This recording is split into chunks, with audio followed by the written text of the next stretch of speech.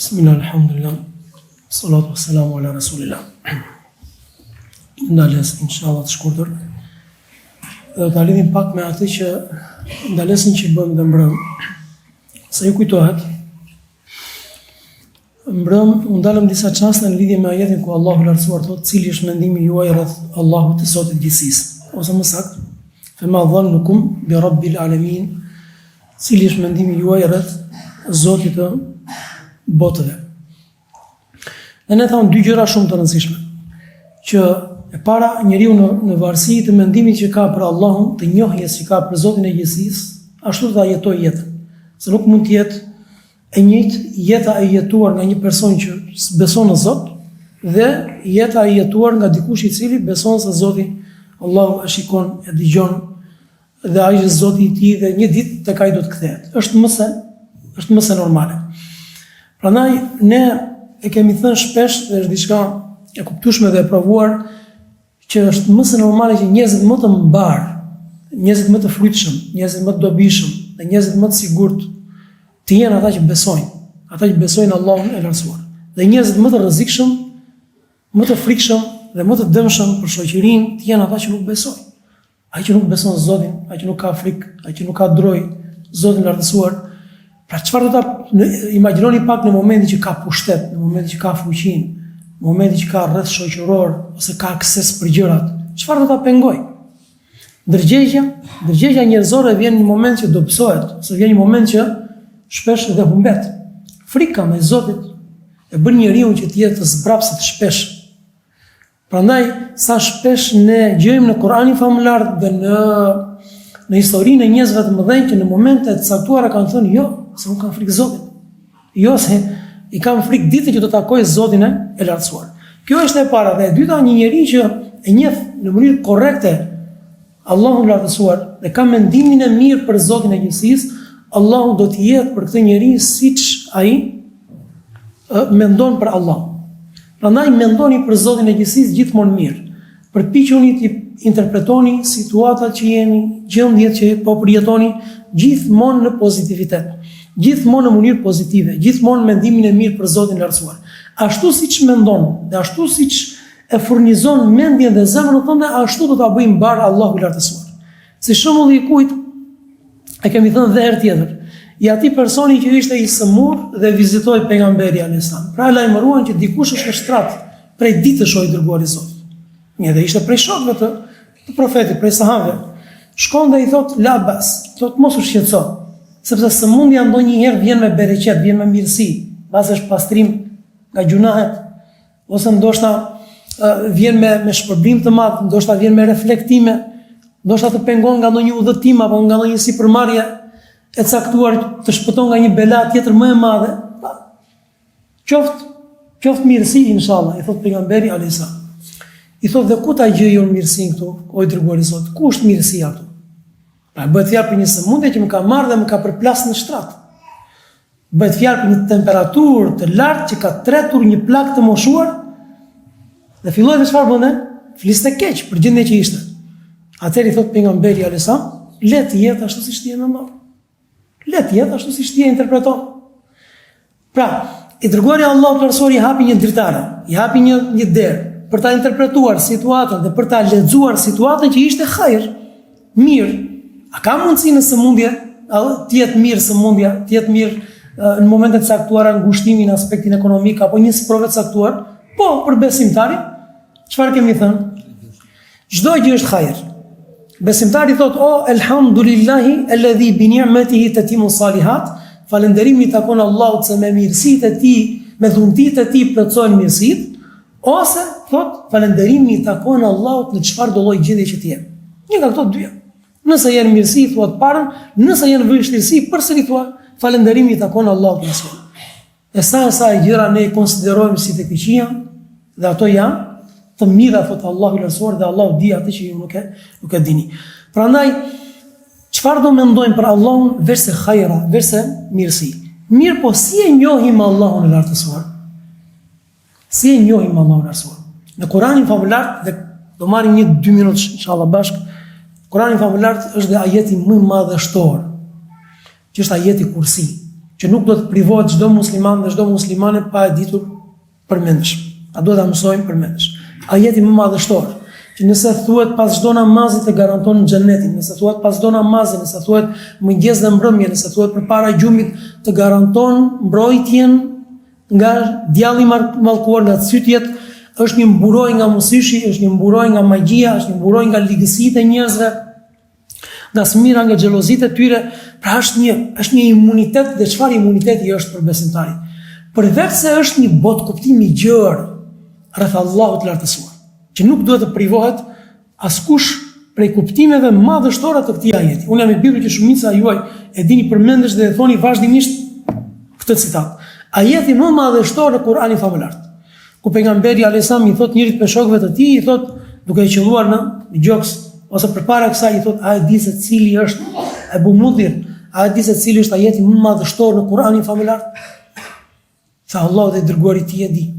Thot përsëri, a e di se cili është ajeti më madhështor në Kur'anin famullar? Allahu dhe i dërguari i tij e di më së miri. Për të tretën herë, derisa i thot pejgamberi alayhisalam ja përsërit për të tretën herë, i thot ajeti kursi o i dërguari i Zotit. Ajeti kursi. E qëllon e prek pejgamberi alayhisalam në gjoks dhe i thot Allah ta kesh dijen që të ka dhënë Zoti.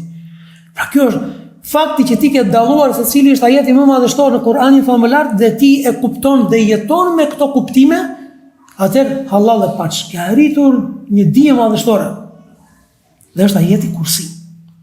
Tani unë thjesht do ta lexoj pa ndonjë koment të madh ajetin kursi. Çfarë thot Allahu lartësuar? Allahu la ilaha illa huwa al-hayyul qayyum. Allahu është një, nuk ka të adhuruar me merit tjetër përveç tij. Allahu është një, kemi një Zot, krijuesi i gjithësisë, funduesi, furnizuesi, ai që e jep jetën, ai që e merr, përderisa të gjitha meritat i takojnë atij, atë logjikisht më takon të mos përzgjedh të adhuruar dikë tjetër përveç tij. Allahu la ilaha illa huwa al-hayyul qayyum. Janë 10 fjali. Secila prej këtyre 10 fjali në këtë ajet, në këtë citat, peshon më shumë se sa malet e dunjas. Peshon më shumë se sa qiejt edhe malet bashkë. Allahu është një, nuk meriton adhurimet tona askush tjetër përveç tij. Ai është El Hayyu, El Qayyum, i gjallë me jetë absolute, i pari pa fillim, i fundit pa mbarim. Çdo gjë tjetër është me afat. El Qayyum, i përjetshëm, është ai që jep jetën, jep mundësinë të ekzistosh, mban në këmbë qiejt, tokën, jetën e njerëzve, gjithçka dhe nuk ka nevojë për askënd. Është ai që prej tij burojnë të gjitha mirësitë, të gjitha aftësitë, të gjitha sukseset, dhe ai nuk ka nevojë për të mbështetur tek dikush prej krijesave të tij. I përjetshëm, atë nuk e kap dremitja dhe as gjumi. Pa kush është Allahu që ne çfarë mendimi kemi për Zotin? Një i vetëm, i gjallë, me jetën absolute, i pari pa fillim dhe i fundit pa mbarim. I përjetshëm, i përhershëm. Atë nuk e ka pas dremitja dhe as gjumi. Dremitja është faza e parë e gjumit. Atëherë kur jemi as tamam të përmendur dhe as në gjumë. Dhe gjumi është gjumi i thellë ku njeriu nuk kupton se çfarë ndodh rreth e përqar këtij. Allahu nuk e kap as e para dhe as e dyta. Sepse s'ka nevojë që të flerë, nuk ka nevojë. Ne kemi nevojë dhe për ne nuk është mangësi gjumi, për ne është kush nuk flet është mangësi. Përkundra, është domosdoshmëri, kurse për Zotin e gjithësisë ka jetën absolute dhe nuk ka nevojë që të flet. Do të është mangësi për Allahun lartësuar gjumi. Vetëm e tij është gjithçka që ka në qiell dhe në tokë. Pra cili është sundimi i Zotit? I themi dikujt për njerëzve ose i themi kush më i pasur i kësaj dhunjaje? Ku e ke sinorin o Zotëri? Ku e ke cilat janë pronat e tua, cilat janë sarajet e tua, deri ku shkon rrezja e pronës së sundimit të, që përsëri është sundimi kufizuar, sundimi i njerëzve, të qenurit të pasur apo të qenurit zotërues është kufizuar.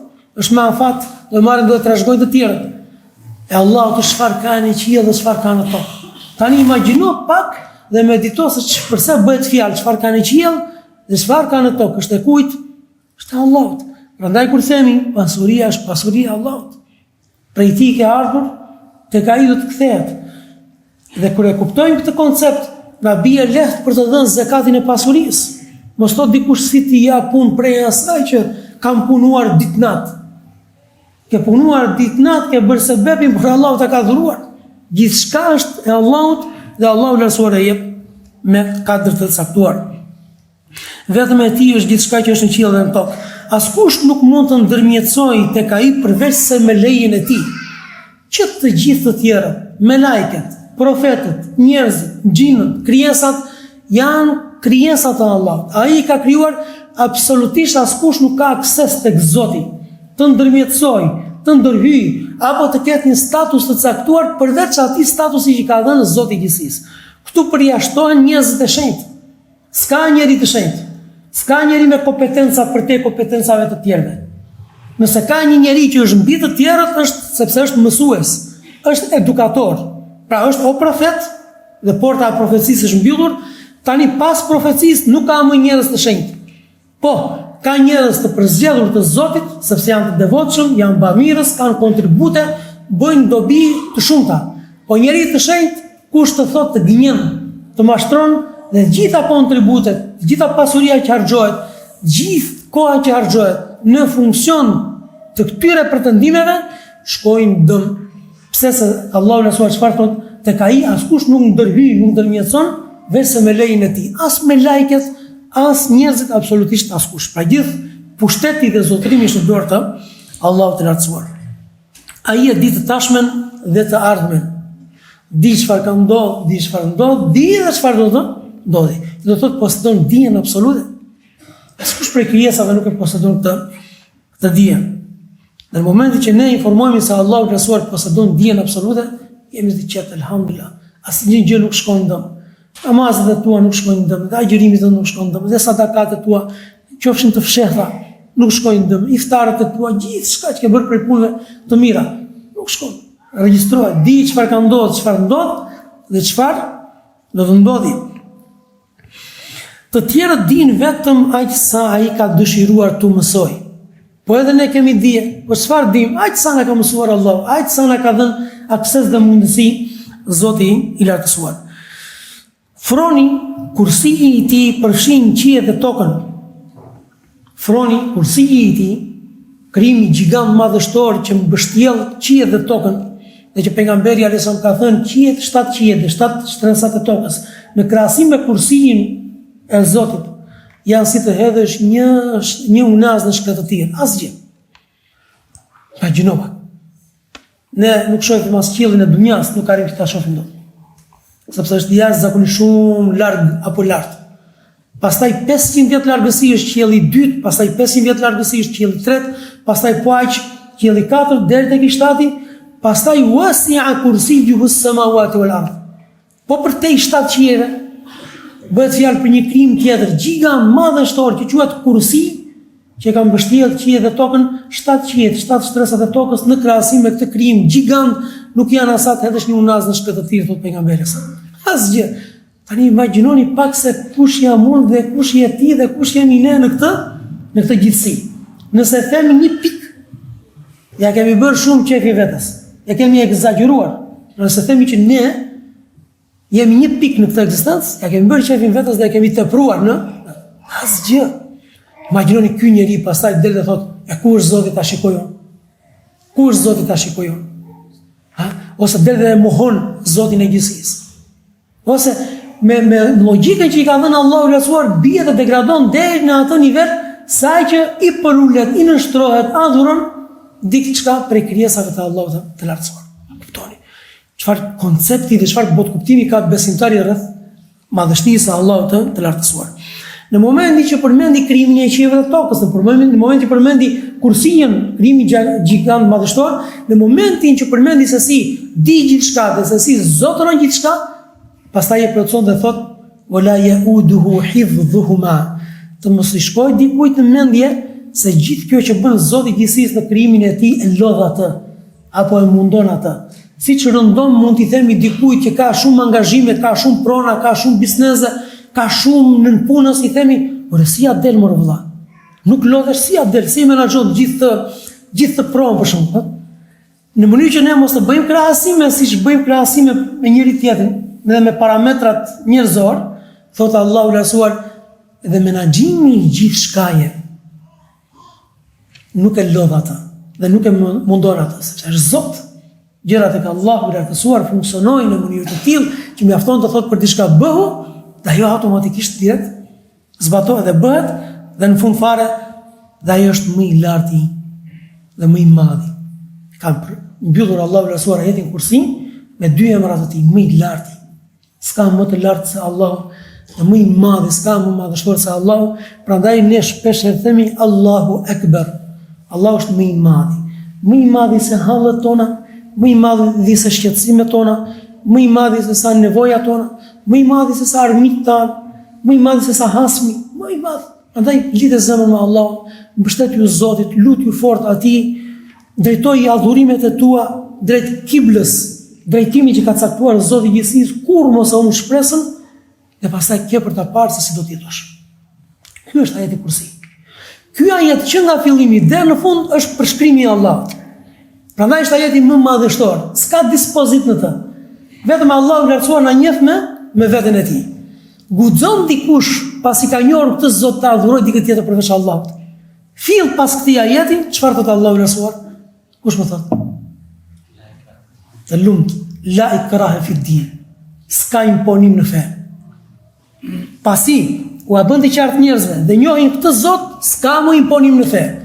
Kush dëshiron edhe pas këtij vetë dijesimi, pasi njoh këtë Zot, ta adhuroj, guxon dhe adhuron dikë tjetër përveç këtij Zoti, atë le ta adhuroj. La ikraha fi din. S'ka imponim në fe. Thjesht paraqitu njerëzën se kush është Allahu, ftoj me dashamirësi, me butësi, me kujdes te ky Zot. Pastaj nëse dëshirojnë të përzjedhin dikë tjetër, le të vazhdojnë rrugën e tyre. Ta mësojmë përmendesh dhe ta themi pas çdo namazi ajetin Kursi, garanci për xhenet, garanci për mbrojtje, nga të gjitha këqijat, për imunitet, dhe kush vdes, nëse cakton Zoti që dikush do vi momenti gjithë do ja dorëzojnë shpirtin e Allahut, atë ditë që e ka thënë sistematikisht ajetin Kursi, ka të garantuar xhenetin me ndihmën e Allahut të lartësuar. Allahu na mroft, na mundësof që ne të jemi në mbrojtjen e Tij, të mbuluar me mirësitë e Tij, dhe falenderojmë Allahu i lartësuar që na ka orientuar dhe na ka udhëzuar drejt këtij besimi, dhe plotësojmë inshallah Zotit namazin e vitit.